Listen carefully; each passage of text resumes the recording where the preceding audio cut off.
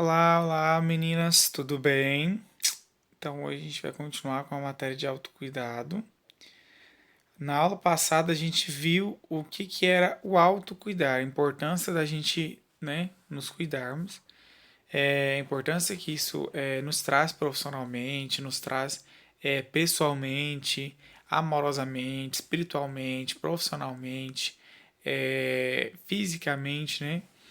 Traz bastantes benefícios no qual é até difícil a gente poder citar aqui tantas coisas que podem ser melhoradas nas nossas vidas, mas que a gente tem que tomar esse controle. Na aula passada a gente revisou sobre esses conceitos. Hoje, perdão, na última aula também a gente falou sobre o déficit de autocuidado, né? A gente conseguiu identificar quando as pessoas apresentam esse déficit, né? Mal higienização, maus cuidados com a vida, importa muito com os outros esquecer da gente mesmo, etc e tal. Porém, hoje a gente está trazendo medidas de autocuidado, entendeu? São normativas, padrões que a gente tem que seguir para poder desenvolver esse autocuidado, né? É muito importante ser atencioso e se preocupar com as pessoas queridas à sua volta. É de suma importância para a nossa sobrevivência, para a nossa excelência como ser humano, no meu ponto de ver, né? Cuidar de familiares, dos amigos, demais pessoas que estimamos muito bem e importamos, claro. Mas não é saudável cuidar de outras pessoas e negligenciar, saiu, cuidados a si mesmo. Cuidar de si também é extremamente importante. Afinal, né? Não adianta você cuidar dos outros e esquecer da pessoa mais importante do mundo, que é você, né? Então, quando a gente coloca em primeiro lugar, não é a gente ser uma pessoa soberba, mas a gente se importar, se valorizar e se prezar, né? Nos cuidarmos, né? Antes de cuidarmos do próximo. Ter esse olhar holístico com nós mesmos, né? A gente fala tanto de cuidar do próximo que às vezes a gente negligencia o nosso cuidado, né? A importância que é nos cuidarmos. Como o próprio nome diz, o autocuidado é cuidar-se de si mesmo, né? E buscar todas as necessidades que seu corpo e sua mente exigem de você, né? Então, assim, é o cuidar, é o que eu acabei de dizer, né? É, gente, eu começo a gravar a aula, eu começo a bocejar, o ódio. Então, assim, a, a atividade de autocuidar é atender às nossas necessidades corporais, sejam elas físicas ou não físicas, né?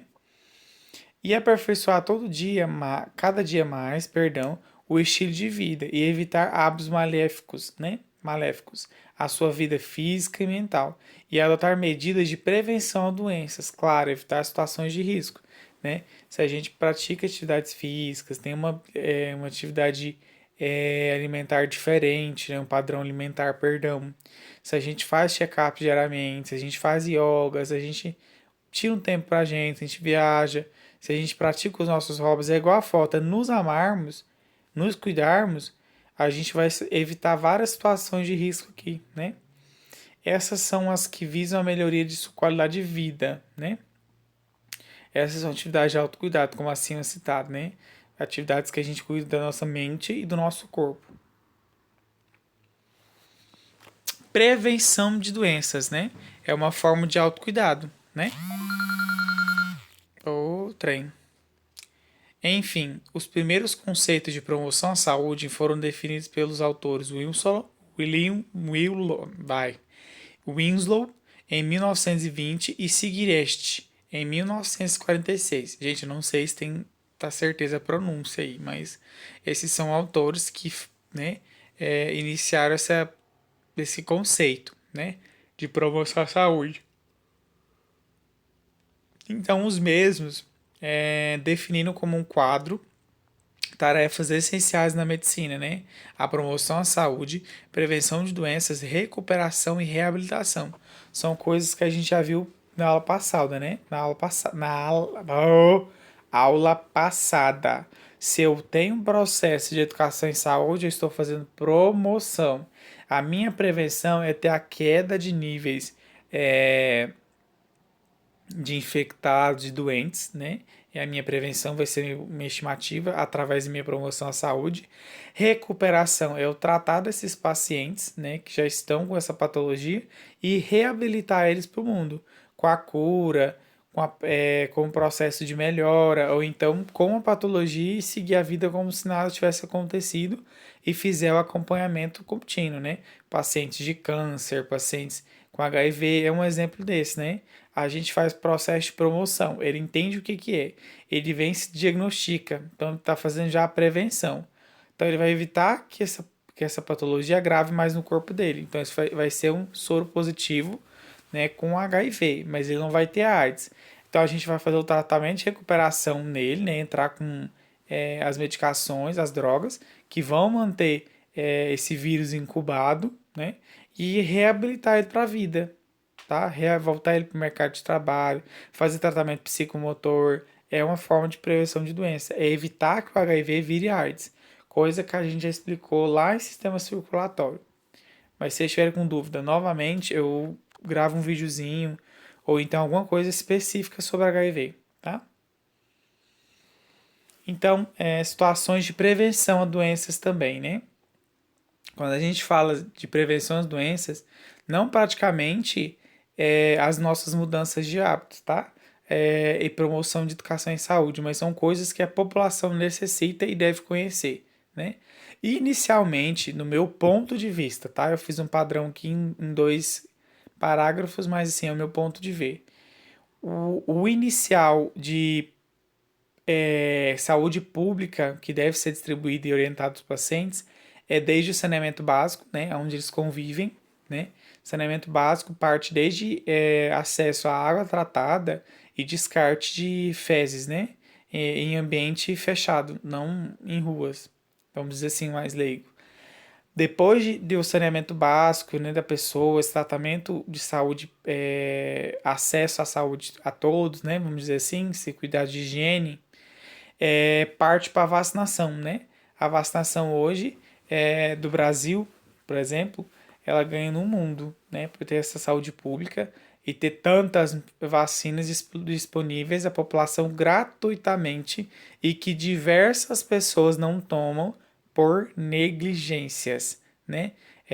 Se auto-sabotar, vamos dizer assim, né? Tem ali de graça a evitação não, a prevenção, né? E não quer realizar. Mas por falta de práticas de promoção à saúde é que não falta, né? A gente tem as campanhas em televisão, em rádio, pelo PSF, né, que é o posto de saúde da família. Dentro das unidades de saúde, a gente sempre tem essas campanhas falando sobre a importância de que é se vacinar, do processo de criar anticorpos, né? A gente está vendo aí uma situação de uma pandemia que é o corona. O Brasil mesmo se lascou, eu não concordo. Ah, mas é muito gasto. Eu prefiro o país se fuder, entendeu? Desculpa a expressão, perdão de verdade, mas investir dinheiro para conseguir a cura logo, gente. A gente necessita disso. Porque enquanto a gente não tiver vacinas disponíveis, a gente vai ter mais pessoas contaminadas. A gente não teremos, né? Teremos mais pessoas contaminadas, teremos mais mortes, teremos mais consequências, tanto quanto econômicas, físicas, mentais, psicológicas, tudo, né? Mas tudo bem, vamos pular aqui. Práticas de atividades físicas, né? Hoje já existem normativas pela saúde da Secretaria de Saúde e deve ter um educador físico em praças comunitárias, né? Como já tem em Goiânia algumas praças e eles fazem atividades físicas, aulas de dança, yoga, tem algumas praças que tem aparelhos que fazem musculação simples, eles estão lá para orientar, né? Coisa de saúde pública mesmo, tá? Esse primeiro anexo aqui. E o uso de camisinha, né? Também, saúde pública, orientar como usar, quando usar, também avaliar a situação de tamanhos, milímetros. Eu vou mandar um videozinho para vocês verem sobre os 5 passos da camisinha, né? Cuidados que a gente tem que ter. E eu quero que vocês assistam. Se eu esquecer, vocês me lembram aqui, tá? A situação de camisinha também é uma coisa de cultura, né? A gente tem que mudar a cultura do brasileiro, do humano, que a camisinha ela não tira o tesão, né? Ai, mas eu não consigo gozar com camisinha. É porque não sei o que, não sei o que. Não é, você não consegue sentir corpo a corpo, carne com carne.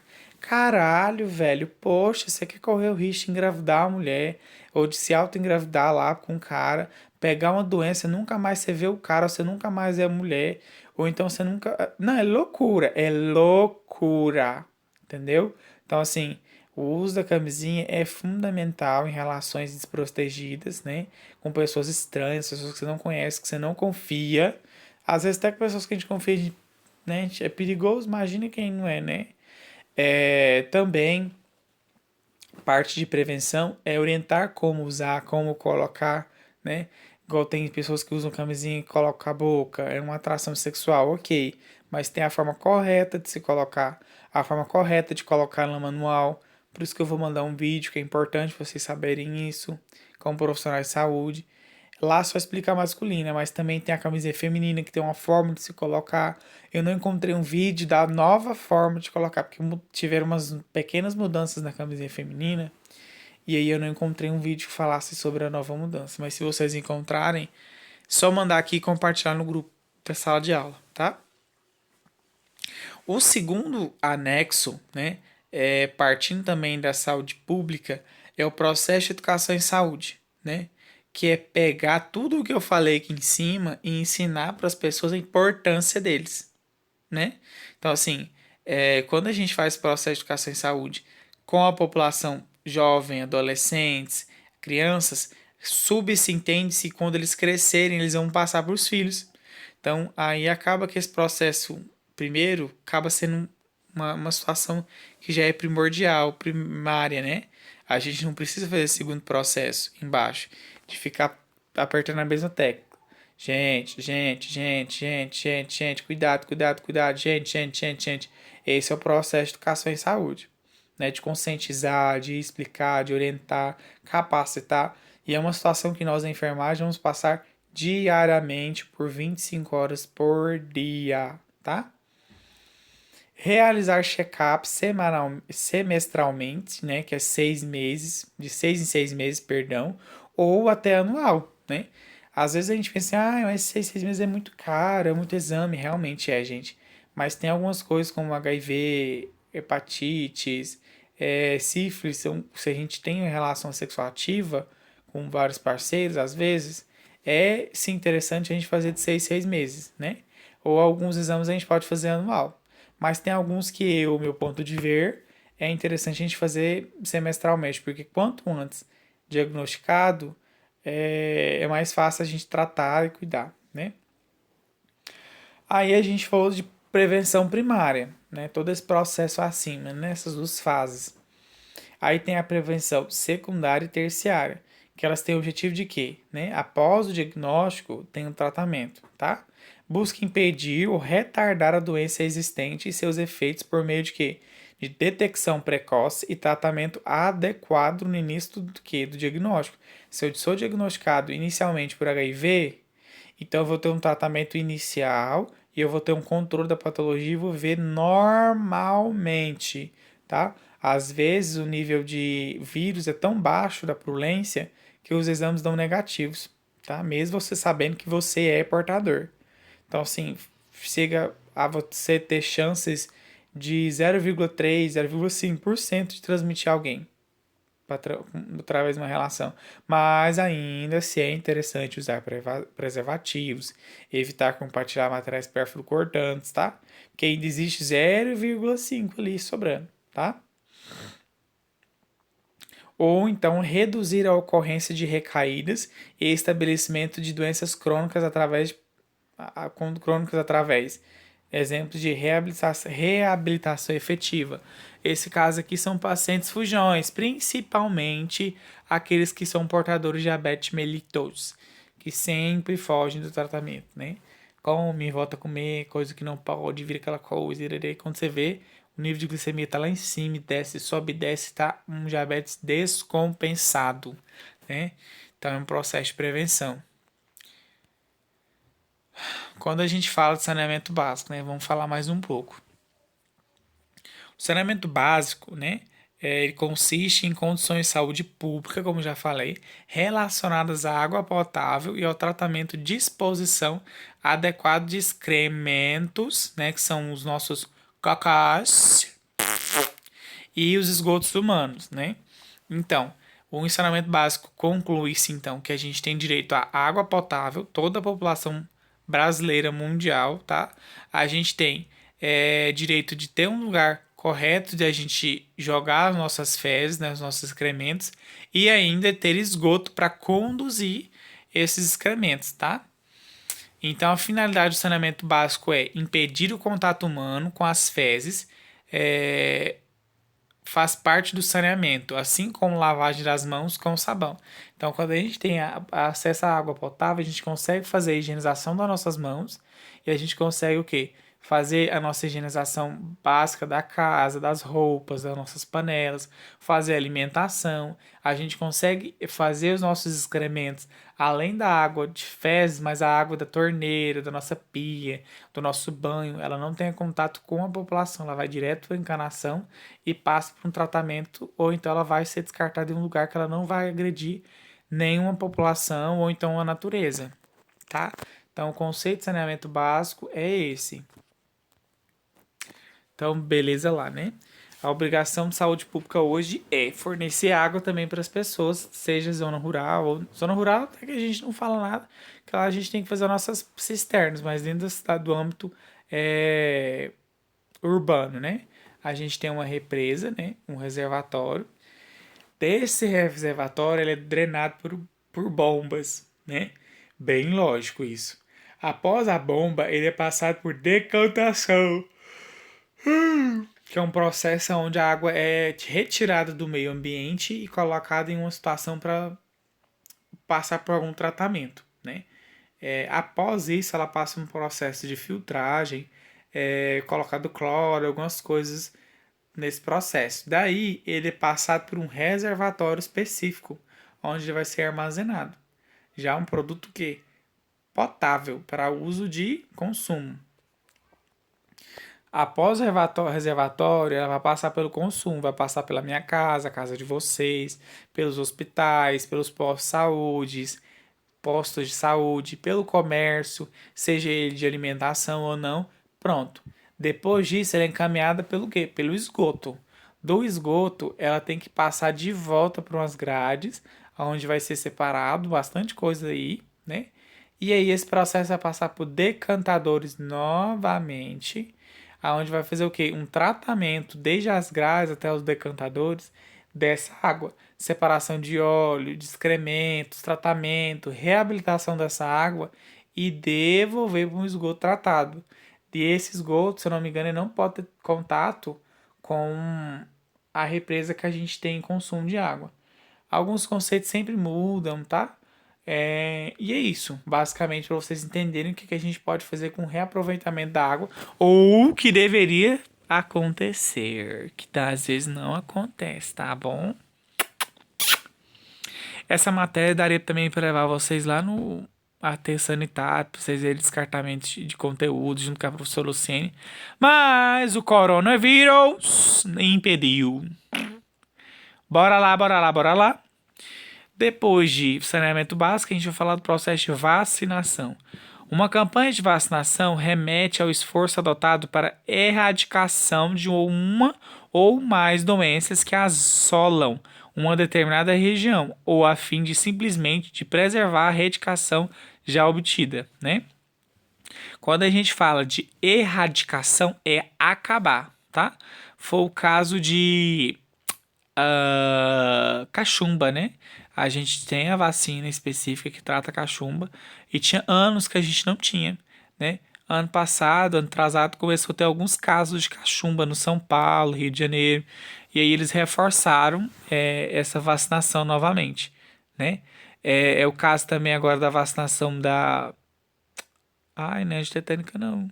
Teve uma campanha de vacinação logo agora, sem ser da gripe, que a gente deveria tomar, principalmente profissionais de saúde, eu esqueci qual que é. Que também o governo pediu para reforçar, né, a importância para isso, né? Então, as vacinas, elas têm o objetivo de ser infundido no nosso corpo, né? Células vivas, inativadas, ou então mortas, sintéticas, alguma coisa nesse sentido, para ficar mais leigo para vocês. E o que acontece? Esses vírus inativados dentro do nosso organismo, o que acontece? Nosso anticorpo, né? Nossos glóbulos brancos, leucócitos, lá em anatomia, vão fazer o quê? Vão trabalhar em combater esses vírus. Quando eles combatem esses vírus, eles criam o quê? Memória celular. Criando no sentido de que, para mim combater esse vírus HIV, por exemplo, né, que infelizmente a gente não consegue combater sozinho, a gente vai trabalhar assim, sim, sim, sim, sim, a gente combate ele. Então, toda vez que o nosso corpo tiver contato com aquela patologia, com aquele vírus, mesmo ele vivo, prontinho, só o veneno, o nosso corpo já sabe trabalhar de como combater ele. Então, vai ser mais tranquilo, né? É o caso da catapora, outras coisas que a gente já conseguiu erradicar dentro do Brasil, das nossas campanhas vacinais. Mas até hoje a gente faz, né? As vacinações para realmente, né, para tentar acabar com algumas doenças e continuar preservando a erradicação de outras, né, que a gente já conseguiu obter. Esse é um calendário vacinal, né, infantil, para vocês entenderem o quanto de doses que a gente tem somente de uma criança até 9 anos, que a gente pode até prolongar até 14 anos para poder revalidar, tá? Então, assim, a gente tem vacinas específicas, cada uma trabalha num sentido, né? Aqui a gente tem, por exemplo, ao nascer, a gente tem a BCG, né? Que ela faz o quê? Ela previne os casos de tuberculose, a miliar e a meningia, né? É uma dose única. Temos a dose de hepatite B, que previne hepatite B, é uma dose única que a gente toma novamente, tá? Depois a gente toma aqui com um ano, vamos olhar aqui com um ano, né? Um ano depois, a gente toma tríplice viral, SCR, né? Que previne o quê? Sarampo, cachumba, rubéola. O que eu acabei de falar anteriormente é essa tríplice viral aqui, que muitos adultos tiveram que tomar a segunda dose, né? Que estavam tendo casos de cachumba. Então, medo de algum lote antigo não ter feito efeito para o resto da vida, reforçaram, né, novamente a tríplice viral. A gente tem a meningocócica C, que previne o quê? O tipo de meningite e meningococemia, né? Que é infecção generalizada. Então a gente tem um reforço dela aqui e pneumocócica valente aqui, que a gente também tem um reforço. Com um ano e quase meio, a gente tem mais essas vacinas, que é hepatite B, tetroviral.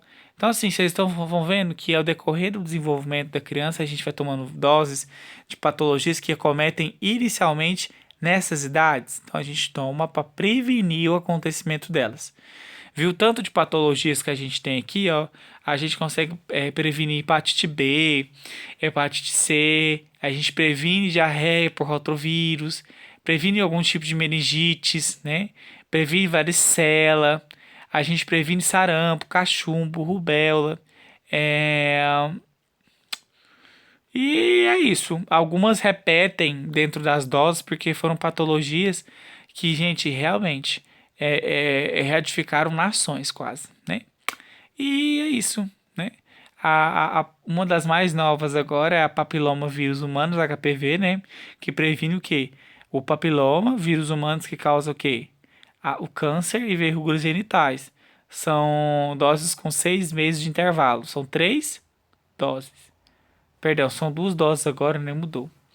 Então, assim, e é isso, tá?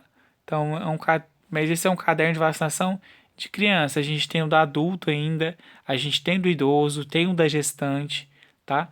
Mas, assim, só para vocês subentenderem o que é um cartão de vacina e algumas patologias que a gente tem, que a gente combate através dela.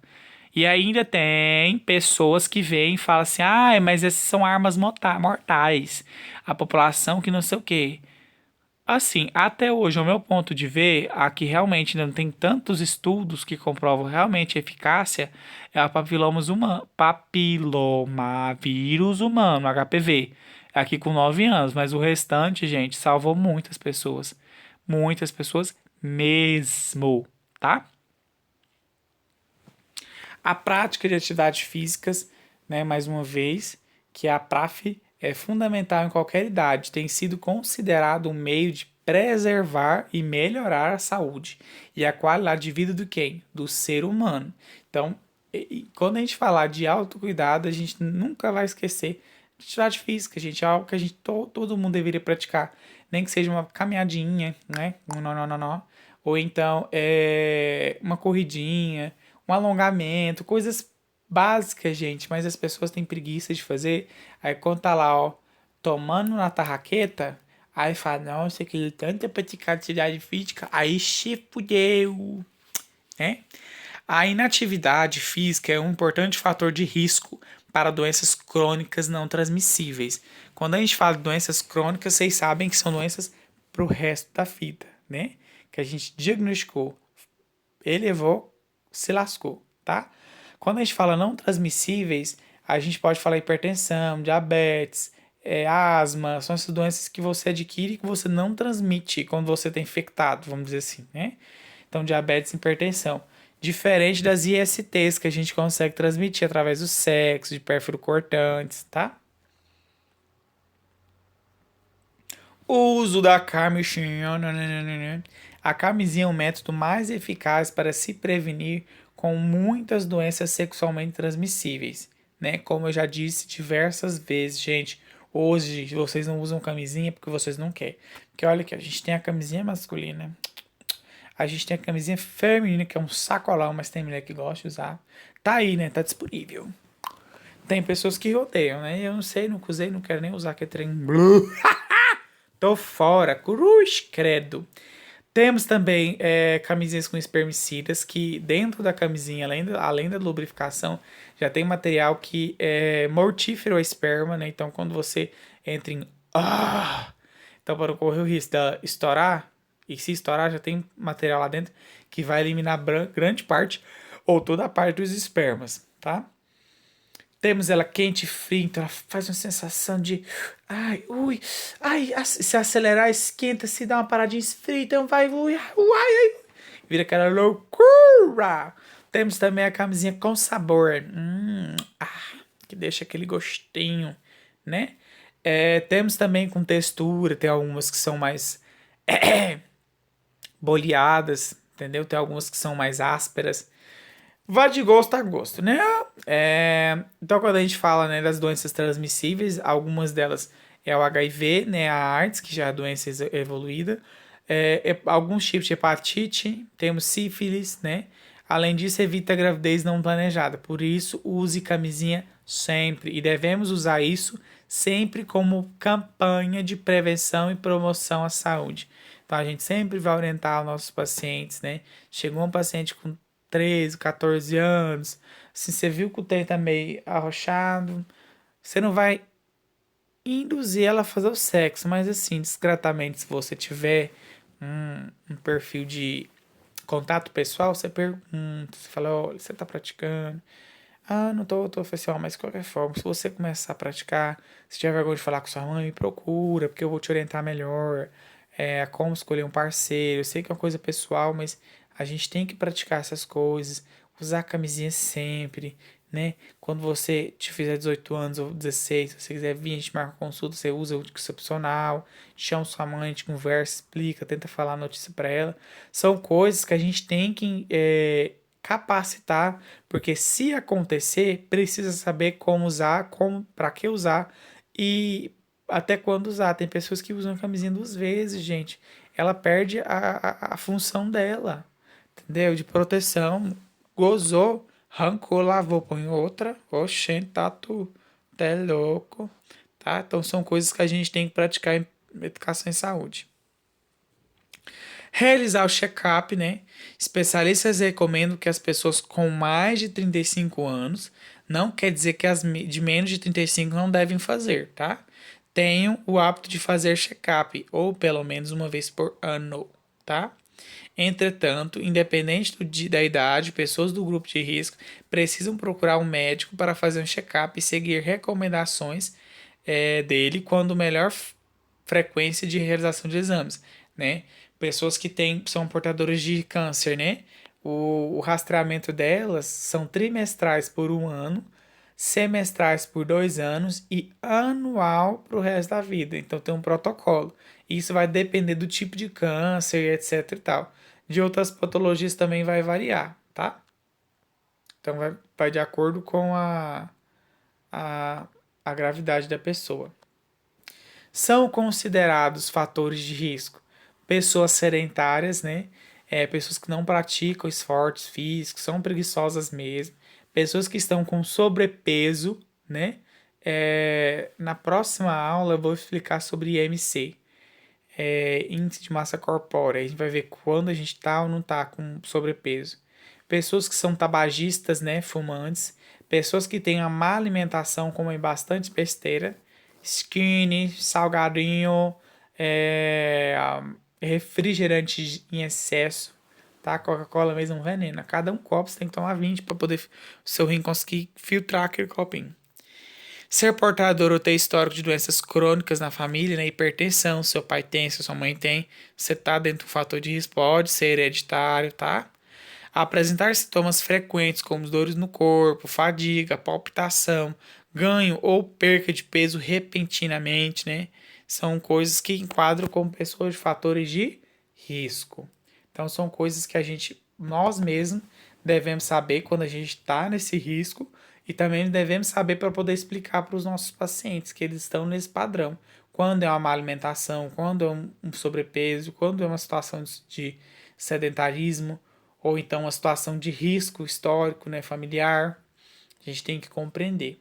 Sabendo nos cuidar, vocês conseguiram entender até agora da matéria, que quando a gente consegue nos cuidar, a gente consegue perceber os erros das pessoas. É isso, a gente olhar a nossa crítica e criticar o próximo. Basicamente, né?